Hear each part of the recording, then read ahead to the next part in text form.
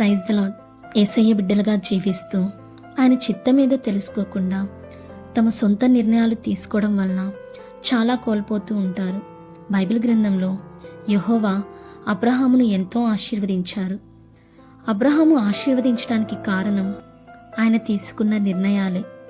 అబ్రహాము మొదటి నిర్ణయం దేవుని మాట విని తన దేశాన్ని, తన తండ్రి ఇంటిని విడిచి వెళ్ళాడు. ఆయన మాట చొప్పున ఆయన కదలమన్నట్టు కదిలాడు కాబట్టే ఆశీర్వదించబడ్డాడు.